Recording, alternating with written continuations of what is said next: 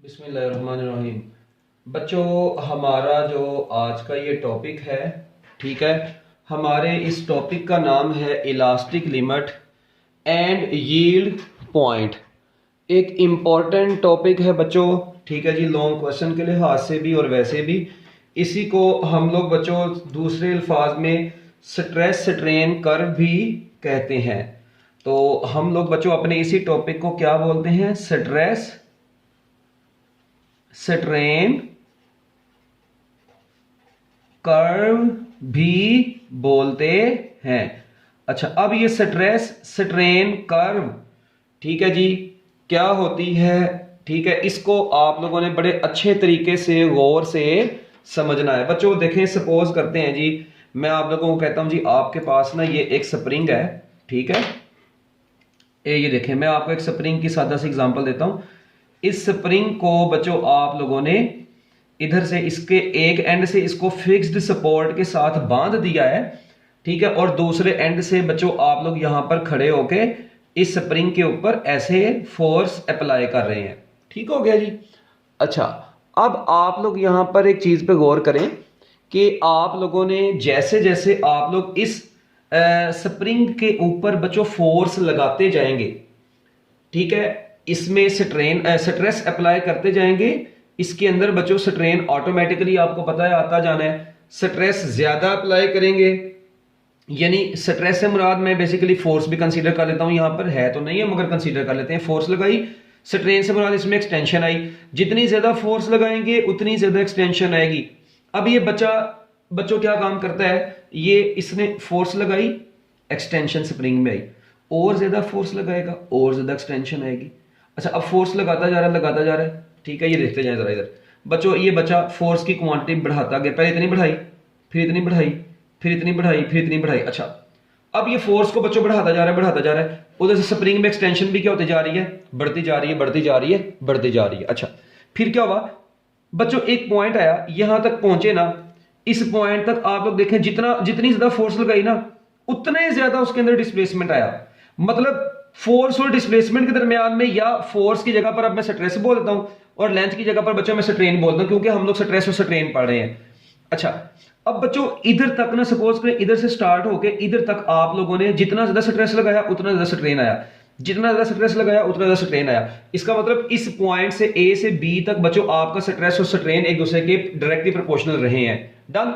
अच्छा, मगर इसके बाद बच्चों क्या हुआ, आप लोगों ने ना फर्दर स्ट्रेस को बढ़ाना शुरू किया, स्ट्रेन और भी बढ़ता गया, ठीक है। अच्छा, मगर आप लोग एक बात याद रखेंगे, अब जिस सपोज करें यहां तक ना स्ट्रेस और स्ट्रेन एक दूसरे के डायरेक्टली प्रोपोर्शनल थे, स्ट्रेस को डबल किया, स्ट्रेन भी डबल हुआ, स्ट्रेस को 3 टाइम बढ़ाया, स्ट्रेन भी 3 टाइम बढ़ा। मगर बी पॉइंट के बाद बच्चों यहां तक हम लोग एक पॉइंट तक पहुंचे स्ट्रेस अप्लाई करवाते करवाते, मगर इसमें बच्चों इस तरह से हुआ, मैंने स्ट्रेस को डबल किया, स्ट्रेन डबल नहीं हुआ, पहले से कम हुआ, मतलब डबल होने की बजाय 1.5 हो गया। फिर स्ट्रेस को 3 टाइम इंक्रीज किया, वो स्ट्रेन 3 टाइम होने की बजाय कितना हो गया जी, 2.4 हो गया। इसका मतलब यहां तक इस रीजन तक ना, ये सी तक आप लोग पहुंच गए, मगर इस रीजन में स्ट्रेस स्ट्रेन के डायरेक्टली प्रोपोर्शनल ना रहा।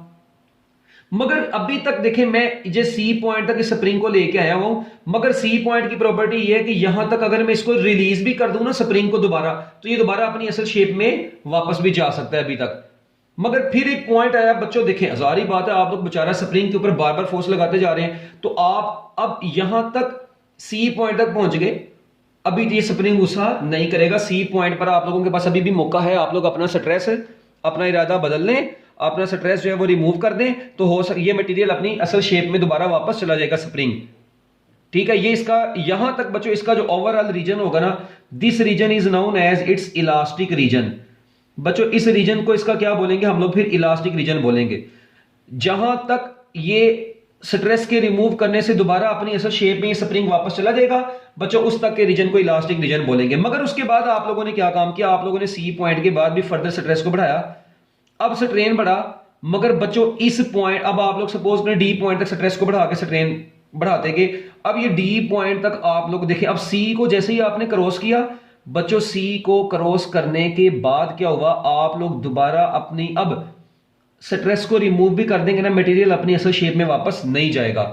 यानी आप लोग एक उसकी इलास्टिक लिमिट को क्रॉस कर गए हैं। इस पॉइंट के बाद, सी पॉइंट के बाद आप लोगों ने स्ट्रेस बढ़ाया, स्ट्रेन थोड़ा सा बढ़ा, मगर अब उस स्ट्रेस को रिमूव करने के बाद ये स्प्रिंग अपनी असल शेप में अब वापस नहीं जा रहा। इसका मतलब ये रीजन, जिस रीजन में ये आके अपनी असल शेप में वापस नहीं जाता, वो हम लोग रीजन को बोलते हैं प्लास्टिक रीजन बोलते हैं।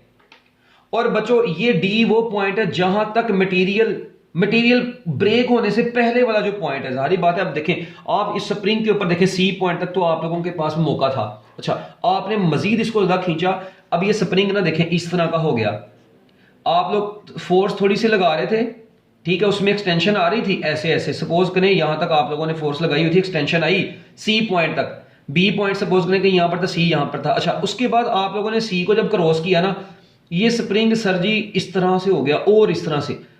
अब ये स्प्रिंग इस कंडीशन में पहुंच गया है कि अब इससे आगे ना ये बिल्कुल जितना खींचा जा सकता था खींचा गया है। वो मैक्सिमम स्ट्रेस जहां तक कोई मटेरियल स्ट्रेस को बियर कर सकते, देखिए इसका मतलब इस पॉइंट तक अभी तक इसने उस स्ट्रेस को बेचारे को बर्दाश्त करके रखा हुआ है, मगर इस पॉइंट के बाद, डी पॉइंट के बाद आपने थोड़ा सा भी स्ट्रेस आगे बढ़ाया ना, तो मटेरियल का फौरन क्या हो जाएगा बच्चों, ब्रेकअप हो जाएगा, फ्रैक्चर हो जाएगा। और ये स्प्रिंग की जो रस्सी थी बच्चों, रस्सी कह रहा हूं, ये स्प्रिंग था बच्चों, ये क्या हो जाएगा, टूट जाएगा, ये ब्रेक हो जाएगा। इसका मतलब इसकी एक लिमिट थी, तो उस लिमिट को जब आपने क्रॉस किया तो बच्चों वहां पे इसका क्या हो गया, ब्रेकअप हो गया। अब मेरी ओवरऑल बात सुने जरा, मैंने आपको क्या बताया। अगर मैं बच्चों इधर इस एग्जांपल को अब मैं एक स्ट्रेस और स्ट्रेन के ग्राफ के अंदर वाजिया करना चाहूं, ये देखें, अगर अब आप लोग यहां पर थोड़ा सा गौर करें बच्चों, यहां पर आपके पास सपोज करते हैं स्ट्रेस है, यहां पर आपके पास बच्चों क्या है, स्ट्रेन है। अच्छा, आप लोग बच्चों क्या काम कर रहे हैं, इस स्प्रिंग के ऊपर, इस स्प्रिंग के ऊपर बच्चों आप लोगों ने स्ट्रेस अप्लाई किया, आप लोगों ने स्ट्रेस अप्लाई करते गए, स्ट्रेन प्रोड्यूस होता गया, प्रोड्यूस होता गया, होता गया, यहां तक आप लोग देखें कि इन दोनों की जो स्लोप है वो कांस्टेंट है। स्ट्रेस और स्ट्रेन के दरमियान में डायरेक्ट रिलेशन है ओ से ए तक। आप लोग क्या काम किया बच्चों, अब देखें, अब ये तो ए बी सी डी मैंने अपनी तरफ से बनाए थे, अब देखें, अब इसको दोबारा से एक मरतबा समझे। आप लोगों ने स्प्रिंग के ऊपर सपोज करें ओ पॉइंट से फोर्स लगाना शुरू की, लगाते लगाते स्ट्रेस लगाते गए, स्ट्रेस लगाया, स्ट्रेन बढ़ा, स्ट्रेस बढ़ाया, स्ट्रेन बढ़ा, स्ट्रेस बढ़ाया, स्ट्रेन और बढ़ा। ए पॉइंट तक स्ट्रेस और स्ट्रेन एक दूसरे के डायरेक्टली प्रोपोर्शनल रहे, ठीक है। तो बच्चों वो स्ट्रेस जहां तक इन दोनों के दरमियान में प्रोपोर्शनलिटी बरकरार रहती है, उस पॉइंट के स्ट्रेस को सिग्मा पी बोलते हैं, और इसको हम लोग प्रोपोर्शनल लिमिट का नाम देते हैं। बच्चों हम लोग इसको किसका नाम दे देते हैं, प्रोपोर्शनल लिमिट का नाम देते हैं, sigma P. The stress at which या up to which stress is directly proportional to strain. बच्चों वो पॉइंट जहां तक स्ट्रेस और स्ट्रेन की प्रोपोर्शनलिटी बरकरार रहती है, स्ट्रेट लाइन प्रोपोर्शनलिटी बरकरार रहती है। कौन सी, स्ट्रेट लाइन प्रोपोर्शनलिटी बरकरार रहती है, उस पॉइंट तक के स्ट्रेस को हम लोग क्या बोलते हैं, प्रोपोर्शनल लिमिट बोलते हैं। ओके, सिग्मा पी से इसको रिप्रेजेंट करते हैं, ठीक हो गया। अब बच्चों आप लोगों ने क्या काम किया इधर से, अब आप लोगों ने स्ट्रेस को ए पॉइंट के बाद आप लोग बच्चों थोड़ा सा आगे गए, स्ट्रेस को बढ़ाया, स्ट्रेन अब भी बढ़ा, मगर इस वक्त आप लोग देखें ग्राफ को सीधा जाना चाहिए था, ग्राफ सीधा नहीं गया बल्कि थोड़ा सा टेढ़ा हो गया है, क्योंकि स्ट्रेस को बढ़ाते जा रहे हैं मगर अब स्ट्रेन उस अमाउंट से नहीं बढ़ रहा, डबल नहीं हो, स्ट्रेस को डबल करने से स्ट्रेन डबल नहीं हो रहा, स्ट्रेस को 3 टाइम इंक्रीज करने से स्ट्रेन 3 टाइम इंक्रीज नहीं हो रहा, बढ़ तो रहा है मगर प्रोपोर्शनलिटी के साथ नहीं बढ़ रहा। तो बच्चों ये पॉइंट जहां तक, अब देखिए आप लोग ए से कहां तक आगे बच्चों, ये बी तक आगे, इस पॉइंट तक के स्ट्रेस को हम लोग बच्चों इलास्टिक लिमिट, या इस पॉइंट को बच्चों हम लोग क्या बोलते हैं, इलास्टिक लिमिट बोलते हैं, या बच्चों इसको हम लोग क्या बोलते हैं, यील्ड पॉइंट भी बोलते हैं। या तो बच्चों इसको इलास्टिक लिमिट भी बोलते हैं या इसको यील्ड पॉइंट बोलते हैं। ये वो मैक्सिमम स्ट्रेस है जिस स्ट्रेस तक कोई भी मटेरियल की शेप में परमानेंट चेंज नहीं आया हुआ। अभी तक जितना भी चेंज आया वो सिर्फ और सिर्फ टेम्परेरी आया है, मतलब प्रोपोर्शनलिटी बरकरार नहीं रही। सी तक मैंने आपको जिस तरह बताया था, सी को ये बी कंसीडर कर लें यहाँ पर, या इसको यार आसानी से इसको ओ का नाम दे दो, इसको ए का नाम दे दो, इसको बी का नाम दे दो, इसको सी का नाम दे दो, इसको डी का नाम दे देते हैं। अब आपकी एग्जांपल ये बुक वाली बन जाएगी। ओ से ए तक स्ट्रेस डायरेक्टली प्रोपोर्शनल स्ट्रेन के, बी तक मैंने आपको बताया था स्ट्रेस और स्ट्रेन की प्रोपोर्शनलिटी नहीं रही, मगर बी तक वो पॉइंट है कि आप लोग इसको रिमूव भी कर देंगे ना बी पॉइंट तक स्ट्रेस को, तो ये मटेरियल दोबारा डिफॉर्म होकर अपना रिफॉर्म हो जाएगा और अपने इस शेप में वापस चला जाएगा। इसका मतलब बी तक का रीजन ओवरऑल मैंने आपको बताया था, यहां तक का रीजन क्या कहलाएगा फिर, इलास्टिक रीजन। ये नहीं, तो बच्चों यहां तक का जो रीजन आप लोगों को नजर आ रहा है, this region is known as overall elastic region. और इलास्टिक रीजन के मैक्सिमम स्ट्रेस को यील्ड पॉइंट बोला जाता है। Very important MCQ. Maximum stress of elastic region is known as yield point और elastic limit. It is represented by sigma E. और बच्चों sigma P क्या है? Maximum stress up to which stress is directly proportional to strain is known as proportional limit. Okay तो ये आपके पास बच्चों अभी तक मैंने आपको प्रोपोर्शनल लिमिट और इलास्टिक लिमिट की एग्जांपल्स ये डेफिनेशन बताई है। डन बच्चों, हैंड रेस कर दें अगर तो यहां तक समझ लग गई है। डन, हरी अप, जल्दी जल्दी अब अगली बातें करनी है, हरी अप। ओके जी, गुड। अच्छा अब बच्चों आप लोग नेक्स्ट पॉइंट देखें। आप लोगों ने ना इस पॉइंट बी के बाद क्या काम किया, आप लोगों ने बच्चों स्ट्रेस को बढ़ाया, स्ट्रेन बढ़ा, स्ट्रेन बढ़ता गया बढ़ता गया बढ़ता गया, मगर देखिए मैंने बताया स्ट्रेस के बी के बाद आप लोग स्ट्रेस को बढ़ा रहे हैं, स्ट्रेन बढ़ा मगर प्रोपोर्शनलिटी के साथ तो नहीं बढ़ा। मगर आप लोग देखें इस पॉइंट को बी को क्रॉस करने के बाद मैंने बताया ये स्प्रिंग अब अपनी असल शेप में वापस नहीं जा रहा। यहां तक तो बेचारा बर्दाश्त कर गया था स्ट्रेस को, चला गया था वापस, मगर इस पॉइंट से आगे अब वो वापस नहीं जा रहा था, उसकी शेप में चेंज आना शुरू हो गया। यानी यहां तक पहुंच के इसकी शेप क्या होगी बच्चों, परमानेंट हो गई है, अब इसकी नई शेप बन गई है। यहां तक बच्चों टेम्परेरी था, टेम्परेरी से मुराद के मतलब बस आर्जी तौर पर इसकी शेप में चेंज आया हुआ था, इलास्टिक रीजन के अंदर था। मगर यहां पर देखें आप, अगर बी को क्रॉस कर गए हैं ना, ये बी तक था, अगर आप लोग बी को बच्चों क्रॉस कर गए हुए हैं, ठीक है, तो इसका मतलब सपोज करें आप लोग बी से कहां तक पहुंचे, ये पॉइंट सी तक पहुंचे, ये नहीं, तो इस बी से सी के दौरान आप लोग देखें स्ट्रेस के बढ़ने से स्ट्रेन बढ़ा, मगर अब मटेरियल अब इससे थोड़ा सा बी से थोड़ा सा आगे, बेशक इधर से स्ट्रेस को रिमूव कर दे, इधर से कर दे, इधर से कर दे, किसी भी पॉइंट से कर दे, मटेरियल अपनी शेप में असल शेप में वापस नहीं जा रहा। तो बच्चों इसका मतलब इसके इस बिहेवियर को प्लास्टिसिटी बोलते हैं और इस रीजन को हम लोग किसका नाम देते हैं, प्लास्टिक रीजन का नाम देते हैं, जिस रीजन के अंदर इसके अंदर डिफॉर्मेशन परमानेंट आ गई है, परमानेंट डिफॉर्मेशन अब इसके अंदर क्रिएट हो गई हुई है। उसके बाद बच्चों अब ये सी पॉइंट है, उसके बाद आपने थोड़ा सा भी स्ट्रेस को बढ़ाया ना, थोड़ा सा भी स्ट्रेस को बढ़ाया, तो बच्चों ये मटेरियल आपका ओवरऑल क्या हो जाएगा जी, ब्रेक डाउन हो जाएगा। और ये पॉइंट जहां तक ये मटेरियल ने ब्रेक डाउन, मतलब सी पॉइंट से आगे होता है फौरन ये पॉइंट, अब तो हम लोग इसको बस वैसे ही इसको ऐसे ड्रॉ कर रहे हैं, मगर ये बिल्कुल सी पॉइंट से फौरन आपने स्ट्रेस थोड़ा सा ही बढ़ाया, वो फौरन टूट जाएगा। और इस पॉइंट के स्ट्रेस को बच्चों हम लोग सिग्मा एफ, और इसको हम लोग नाम देते हैं फ्रैक्चर स्ट्रेस का। बच्चों किसका नाम देते हैं, फ्रैक्चर स्ट्रेस का नाम देते हैं। अच्छा ये सी पॉइंट था ना, इसके स्ट्रेस को हम लोग सिग्मा एम बोलते हैं, इसको यूटीएस भी बोला जाता है, ultimate tensile strength of a material, the stress that a material can bear. बच्चों maximum stress that a material can bear is called UTS. बच्चों वो मैक्सिमम स्ट्रेस जो एक मटेरियल बर्दाश्त कर सकता है उसको हम लोग यूटीएस बोलते हैं। उसके और वो स्ट्रेस जिसके ऊपर मटेरियल का ब्रेकअप हो जाता है, वो टूट जाता है, हम लोग उसको बच्चों नाम देते हैं किसका, उसको हम लोग नाम देते हैं बच्चों फ्रैक्चर स्ट्रेस का। तो अब maximum stress that a material can bear, बच्चों उसे क्या बोलते हैं, यूटीएस बोलते हैं। Maximum stress of elastic region is called yield point. Maximum stress up to which stress and strain are directly proportional to each other is known as sigma P proportional limit. तो the stress at which materials break is known as fracture stress. बच्चों यहां तक आप लोगों को ये चार definitions याद हो जाएंगी। The maximum stress up to which stress and strain are directly proportional to each other is called proportional limit. The maximum stress of elastic region is called yield point or elastic limit. The maximum stress that a material can bear or withstand is known as UTS, ultimate tensile strength of a material. The stress at which material breaks is known as fracture stress. लो जी बच्चों यहां तक आप लोगों के पास बड़ी छोटी छोटी बातें आ गई हैं। हुक्स लॉ भी हो गया, इलास्टिक लिमिट भी होगी, प्रोपोर्शनल लिमिट भी होगी। अच्छा अब आप लोग देखें कुछ ऐसे मटेरियल बच्चों जो इलास्टिक रीजन के फौरन बाद टूट जाते हैं, जिनमें प्लास्टिसिटी का कॉन्सेप्ट ही नहीं होता। बच्चों ऐसे सब्सटेंसेस को फिजिक्स की दुनिया में हम लोगों ने ब्रिटल सब्सटेंसेस का नाम दिया हुआ है। ठीक है जी, the substances which breaks just after the elastic limit is reached। बच्चों वो सब्सटेंसेस जो इलास्टिक लिमिट अभी रीच करती है और उसके फौरन बाद वो टूट जाते हैं, मतलब उनके अंदर प्लास्टिसिटी का कॉन्सेप्ट ही नहीं आता, ऐसे सब्सटेंसेस को ब्रिटल सब्सटेंसेस बोला जाता है। और बच्चों इनकी एग्जांपल्स में glass and high carbon steel आता है। Glass and high carbon steel are best examples of brittle substances. Glass and high carbon steel. जबकि बच्चों ऐसे सब्सटेंसेस जो प्लास्टिक रीजन के बाद टूटते हैं जाके, जिनमें प्लास्टिसिटी आती है, ठीक है जी, प्लास्टिक डिफॉर्मेशन बच्चों जिनमें आती है, ठीक है जी, हम लोग उन सब्सटेंसेस को नाम देते हैं डक्टाइल सब्सटेंसेस का। बच्चों उनको हम लोगों ने किन का नाम दिया हुआ है? डक्टाइल सब्सटेंसेस का नाम दिया हुआ है। और इनमें बच्चों लेड आता है, कॉपर आती है, रॉट आयरन आता है, ठीक है जी, वगैरह वगैरह। ठीक है, ये आपके पास बच्चों ये रॉट आयरन, वही जंग लगा हो जिसको, तो ये बच्चों आप लोगों के पास ये इसकी भी एग्जांपल्स आ गई। ठीक है जी, लेड, कॉपर और रॉट आयरन, ये आपकी बुक में जो एग्जांपल्स लिखी हैं आप लोग बस उतनी सी याद रखेंगे पेपर के लिहाज से। लो जी बच्चों, अब देखें ऐसे सब्सटेंसेस जिनमें इलास्टिक रीजन के बाद जो जिनमें इलास्टिसिटी के फौरन बाद टूट जाते हैं उनको बोलते हैं ग्लास या हाई कार्बन स्टील, और ब्रिटल होते हैं।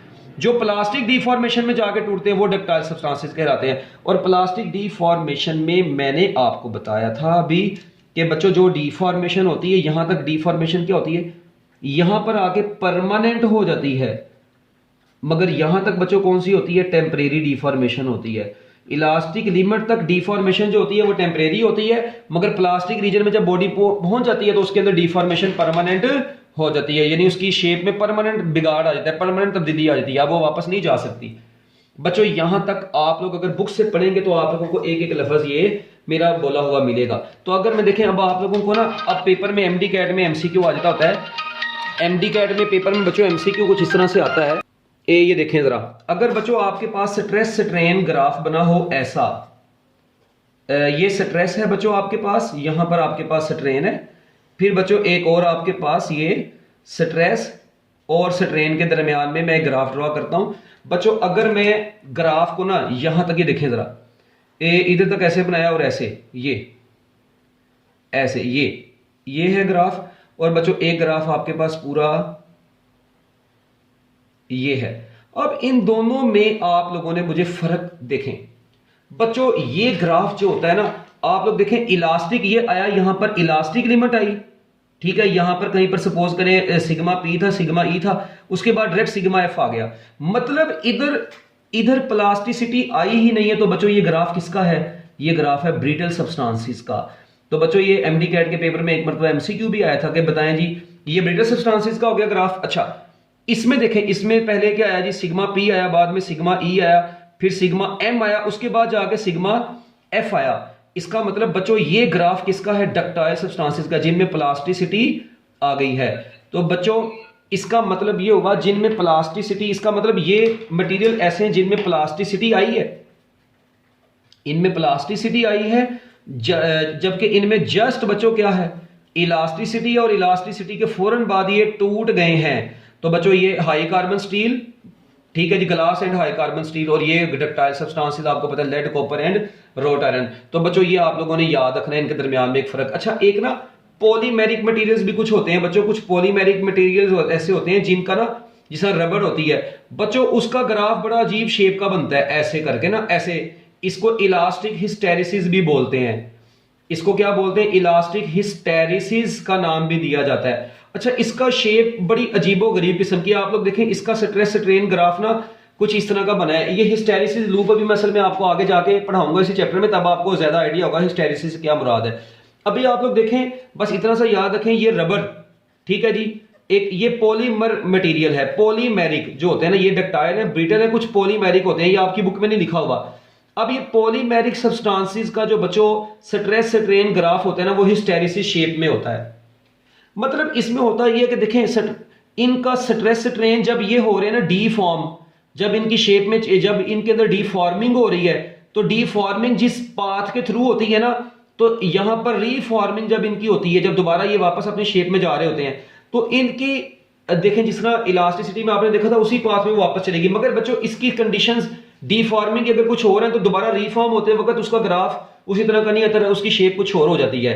ये इन मटेरियल की प्रॉपर्टी है कि इनका ग्राफ ऐसा बनता है। ये हम लोग टेंसाइल टेस्टिंग मशीन्स जो होती हैं, उन मशीन्स की मदद से बच्चों हम लोगों ने ये टेस्ट करके तो इनका ग्राफ हासिल किया होता है। कंप्यूटर के ऊपर बाकायदा डिकॉर्डर वगैरह लगे होते हैं, वो पूरा स्ट्रेस स्ट्रेन मटेरियल का ना ग्राफ बाकायदा आप लोगों को प्रोवाइड करते हैं। ये स्ट्रेस स्ट्रेन ग्राफ पूरा आपको मिलता है वहां से।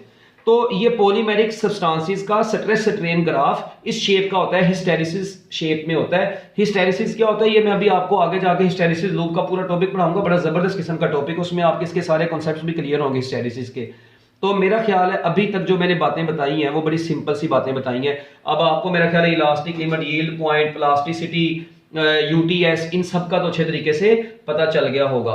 तो बच्चों ये था आप लोगों का एक छोटा सा खूबसूरत सा टॉपिक, ठीक है। तो ये आप लोगों ने याद रखनी है जो बातें मैंने आप लोगों को बता दी हैं।